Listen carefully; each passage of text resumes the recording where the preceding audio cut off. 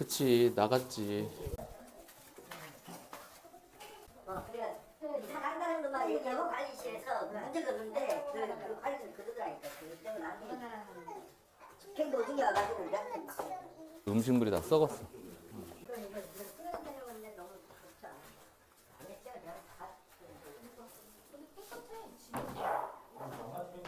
욕실은 다 청소만 하면 될 것 같아요. 청소만 하면 될 것 같아요. 관리사무소에서는 몰래 나가는 건 몰라요. 다 끝나는 거라서 저희는 가고 들어가는 건 뭐 아무 때나 열시도 되고 청소하시고 그렇게 하세요. 네, 감사합니다. 네.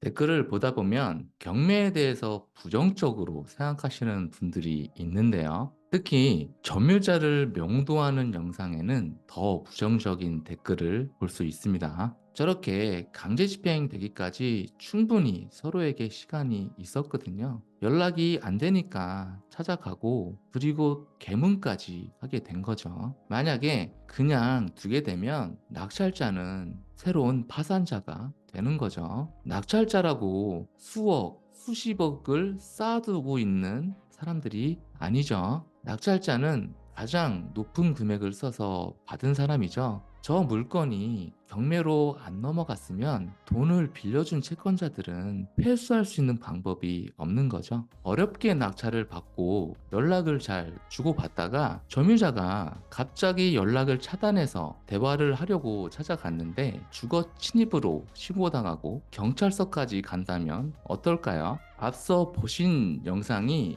그런 점유자였어요. 그런데 개문하고 철수를 다 한 후에야 문자가 왔는데 내용을 보니까 이사비 600만 원 하고 입주 시에 하자 보수 소송을 했는데 그 비용 250만 원, 그러니까 총 850만 원을 달라고 당당하게 요구를 합니다. 파산 신청할 거니까 강제 집행을 해도 그 비용은 받기 힘들 거고 이 금액으로 협의를 하자고 일방적으로 통보가 왔는데 심지어 더 높은 합의금을 요청하는 게 맞다고 생각하지만 이 정도로 협의를 해주겠다 이렇게 문자를 받았습니다. 그리고 합의를 하는 게 후회 없을 거다. 금일 자정까지 반드시 배신 주고 추후에 일어날 일은 책임지지 않는다. 마지막이다. 이런 문자도 왔습니다. 이 문자를 받은 교육생은 협박으로 충분히 느낄 수 있죠. 처음 낙찰받은 아파트고 이제 30대 초반인 여성분이신데 굉장히 많은 스트레스를 받으셨어요. 그래서 대화 자체가 어려운 분이니까 대응을 하지 말고 강제 집행은 그대로 진행하기로 했습니다. 답을 안 하니까 협의할 생각이 없냐? 마지막이 좋으면 다 좋은 거다. 서로 잘 협의해보자 라고 다시 문자를 받았습니다.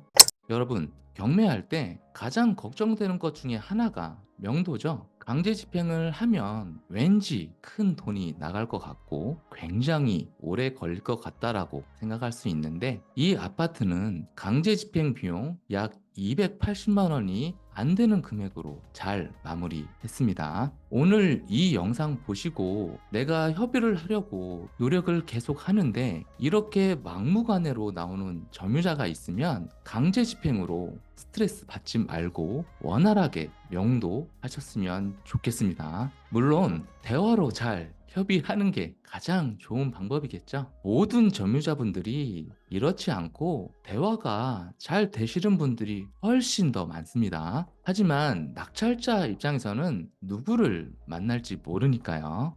먼저 강제 집행을 신청하기 위해서는 인도 명령 결정이 돼야겠죠. 인도 명령 결정이 되고 점유자에게 도달이 되면 해당 법원 집행과에 방문을 해서 신청서를 작성하고 예납금을 납부하면 집행관님이 일정을 잡아서 강제 집행 계고일자를 낙찰자에게 알려주거든요. 그날 강제 집행 계고, 그러니까 현재 점유자 확인 후에 언제 집을 비워주고 통보한 날 이후에는 강제 집행이 진행이 된다, 이렇게 공지를 해주는 절차예요. 예납금은 법원마다 다른데 보통 10만 원에서 30만 원 정도 받는 곳이 있고 이번에 교육생이 집행한 수원지방법원 안산지원은 약 95만 원 정도 예납금을 냈습니다. 노무자 인원이 9명 정도 기준으로 해서 예납을 한 거예요. 강제집행 계고와 강제집행을 왜 할까요? 낙찰자가 아무리 얘기를 해도 무시할 수 있지만 법원에서 직접 나와 절차를 공지한다면 충분히 효과는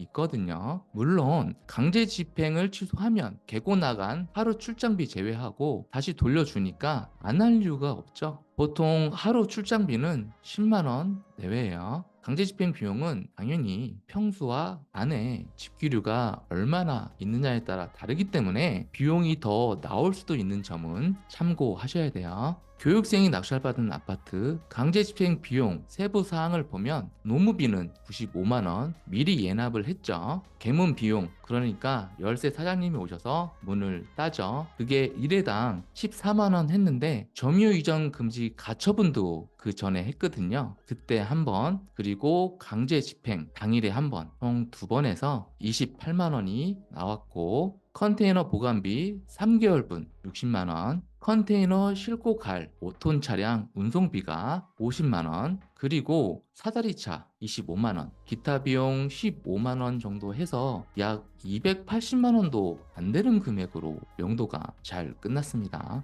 강제 집행을 하면 300만 원 안 되게 할 수 있는데 점유자가 요구한 850만 원을 줘야 할 이유가 있을까요? 강제 집행 계고도 소유권 이전하고 약 40일 정도 뒤에 나갔으니까 그렇게 오래 걸린 것도 아니죠. 그래서 우리가 대화로 협의를 하면서 강제 집행 신청도 같이 하는 게 시간과 돈을 아낄 수 있습니다. 잘 얘기가 풀리다가 안 되면 그때 강제 집행 신청을 해야지 그렇게 생각을 하시면 그만큼 시간을 버리는 거니까요. 내가 경매를 한다면 명도는 필수사항인데 낙찰 받고 명도를 할 때 이 4가지만 기억해 주세요. 첫 번째로 잔금 납부할 때 인도명령 신청을 동시에 진행을 하세요. 앞서 얘기했지만 강제 집행 시 반드시 필요한 절차예요. 강제 집행을 꼭 해야 된다는 게 아니라 보험을 들어 놓는 거라고 생각하시면 좋을 것 같아요. 두 번째는 강제 집행은 최후의 수단이에요. 하지만 말이 안 통하는 점유자에게 쓸 수 있는 아주 좋은 카드죠. 그리고 세 번째는 대화가 먼저예요. 충분히 대화로도 협의가 가능해요. 단 웃으면서 헤어지고 싶다는 생각은 애초에 버리셨으면 좋겠습니다. 큰 돈이 들어가는 만큼 이성적으로 생각하셔야 돼요. 마지막 4번째는 착한 소유자가 되지 마세요. 점유자분이 원만하게 대화가 된다면 그 사정을 이해를 하고 도움을 줄 수 있지만 그렇지 않은 점유자는 틈을 보이면 이용하는 경우가 많습니다. 사람이 나쁜 게 아니라 돈이 거짓말을 만들고 안 좋은 상황을 만들게 됩니다. 그런 경우를 참 많이 봤고 경험도 했거든요. 이렇게 한번 생각을 해보세요. 내 집에 얼굴도 한번 본 적 없고 나한테 1,000원 한 장 주지 않는 사람이 살고 있다라고 생각하면 어떠세요? 그냥 덮어놓고 안 됐으니까 살게 하고 내 집을 나가나요? 아마 경찰 부르고 난리 날 거예요. 명도할 때 이 4가지만이라도 잘 기억하셔서 서로가 윈윈하는 명도가 되셨으면 좋겠어요. 이런 명도를 경험하려면 낙찰 받아야겠죠? 아무리 책만 보고 공부만 한다고 하더라도 낙찰을 받지 못하면 의미가 없으니까요. 그럼 경매로 내가 수익을 만들려면 뭐부터 해야 하고 어떻게 공부해야 될까요? 제 채널 구독, 좋아요 눌러주시고 이 영상과 아래 고정 댓글 확인하시면 확실하게 그 방법을 찾고 수익을 만들 수 있을 거예요. 같이 소통하면서 경매에 투자했으면 좋겠습니다.